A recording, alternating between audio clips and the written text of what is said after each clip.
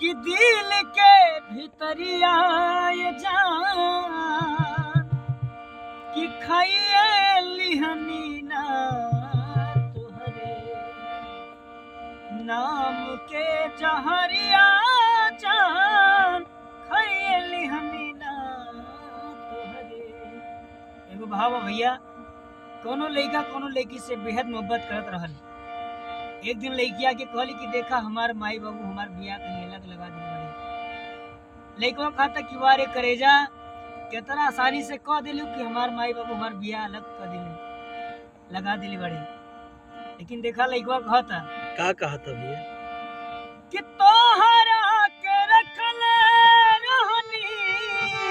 वाह भाई, कि दिल के भीतरिया जिया जिया भैया कि खाइए लिहनी ना तुहरे नाम के जहरिया क्या बात है। नाम के जहरिया खाइए लिहनी ना तोहरा के रखल रहनी।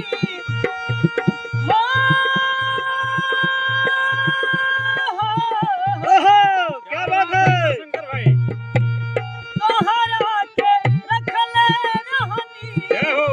दिल के भीतरिया ये जान छा गई ना भैया।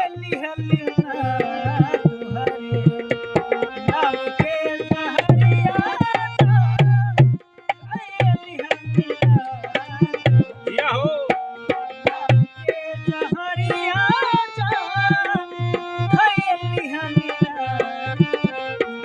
वाह वाह राजू भाई। हे।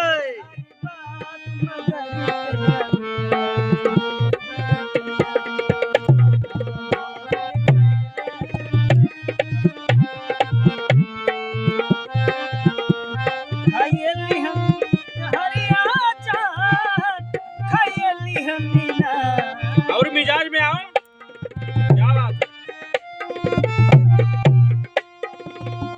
लइकवा कहता कि करे जा का कहता। मैंने तो अपन उ पहले वाला सारा वादा भुला गइलू।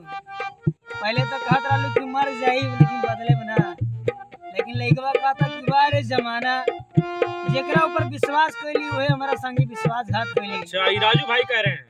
इनकरे दिल के बात हो। लइकवा कहता आवे दे कइले राहु क्रिया खाके साथ नाही छूटी रामा। ओहो बड़ी धोखेबाज रहे ना भैया। बहुत बहुत। कइले राहु क्रिया जैसे राजू भाई धोखा दे के चल गए भैया।